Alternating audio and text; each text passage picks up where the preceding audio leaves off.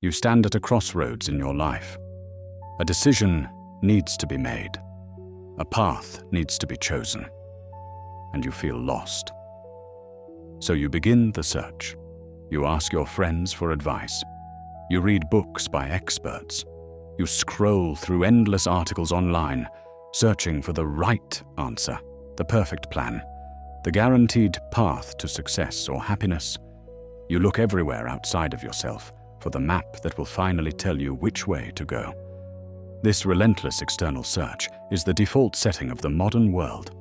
You have been taught that wisdom is something out there, something held by authorities, by data, by the collective consensus. You have been trained to trust the noise of the world more than the quiet whisper of your own soul. But what if this entire search is based on a profound misunderstanding? What if the map you are desperately seeking is not in some expert's book or some guru's lecture, but has been inside you all along?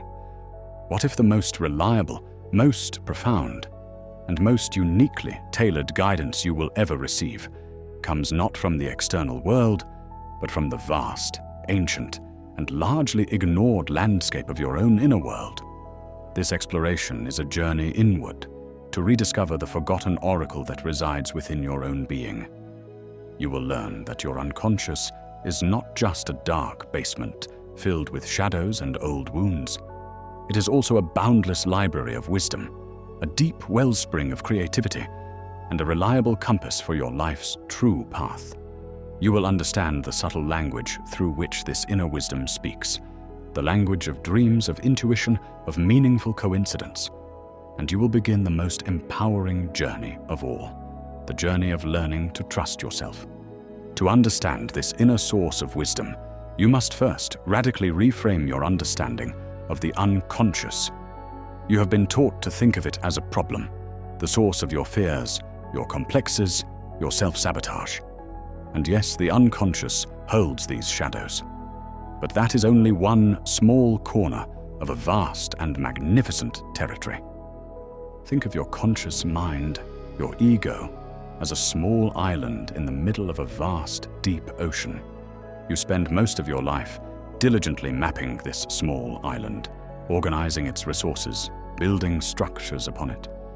You may be vaguely aware of the ocean surrounding you, but you mostly see it as a source of potential danger. Storms, unknown creatures, the terrifying abyss. You have forgotten that this ocean is not just danger. It is the source of all life on your island. It holds immense power, hidden treasures, and deep, ancient currents that know the way around the world. The unconscious is this ocean. It is not just your personal history. It connects you to the collective unconscious, the shared, inherited memory and wisdom of all humanity. It holds the archetypes, the universal patterns of meaning. It holds your deepest instincts, your untapped potential, and the blueprint for your unique life path, what Carl Jung called the process of individuation. This inner ocean is not chaotic. It has its own profound intelligence, and it is constantly trying to communicate with you, to guide you back to your true course. But why have you become deaf to this inner guidance? The modern world, with its relentless focus on the external, on productivity, on rationality, on measurable results, has systematically devalued the inner world. You have been trained to trust only what you can see, measure, and logically understand. Intuition is dismissed as flaky. Dreams are reduced to random neural firings. The subtle whispers of the soul are drowned out by the constant roar of information and distraction. You are like a city dweller who has lived their entire life surrounded by the bright lights and constant noise of the metropolis. They have forgotten the stars. They may have read about them in books, but they have never stood in the deep silence of the wilderness and looked up, truly seeing the vast, complex, and beautiful map of the night sky. Your connection to your inner wisdom is like that night sky. It is always there, vast and full of guidance.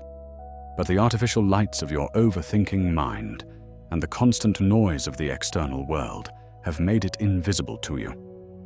The work, then, is not to create this inner wisdom, but to create the conditions under which you can perceive it once again. It is the work of turning down the noise, dimming the artificial lights, and learning to listen to the subtle language of your own soul. This inner wisdom speaks to you in a language that is symbolic, intuitive, and often non-linear. It is the language of your own depths. There are 3 primary ways this guidance makes itself known. The first, and perhaps most powerful, is through dreams. A dream is not just random debris from your day. It is a direct communication from the self, the organizing intelligence of your psyche. It is a letter, written in the symbolic language of your own unconscious, offering you insight, guidance, and warnings. Think of your dreams as a nightly weather report for your soul. Some dreams are like clear forecasts, showing you the path ahead. Others are like storm warnings, pointing out hidden dangers or unresolved conflicts. Some are like strange, symbolic maps, hinting at hidden treasures within you. Learning to pay attention to your dreams, to record them, to sit with their images without immediately trying to interpret them, is like learning to read this nightly weather report. It provides invaluable intelligence for navigating your waking life. The second language is intuition. This is the quiet, inner knowing, the gut feeling that arises seemingly out of nowhere. It is not a thought you reasoned your way to. It is a direct perception, a subtle sense of yes or no, of move towards this or step away from that. Your intuition is like an ancient, finely tuned instrument within you. It is constantly resonating with the subtle energies of the world around you and within you. It is sensing the truth beneath the surface of things. But its signal is often very quiet. It is not a shout. It is a whisper. It is a subtle feeling of rightness or a faint sense of unease. To hear your intuition, you must cultivate inner silence. You must learn to distinguish the quiet whisper of your soul from the loud, demanding voices of your ego, your fears, and the expectations of others. The third language is synchronicity. These are the meaningful coincidences, the moments when your inner world and the outer world seem to conspire to deliver a message. You are wrestling with a decision, and you overhear a snippet of conversation from strangers that speaks directly to your dilemma. You ask the universe for a sign, and you see the same unusual symbol 3 times in one day. Synchronicity is like the universe highlighting a word in the great book of your life. It is a sign that says, pay attention to this. It is not that the universe is arranging these events for you. It is that your inner state has become attuned to a particular meaning, and you are suddenly able to perceive that meaning reflected in the random tapestry of the outer world. It is a confirmation that your inner compass is aligned with the flow of life itself. Learning to recognize and trust these 3 languages, dreams, intuition, and synchronicity, is the practical work of becoming your own guide.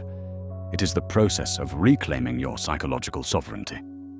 This journey requires a fundamental shift in trust.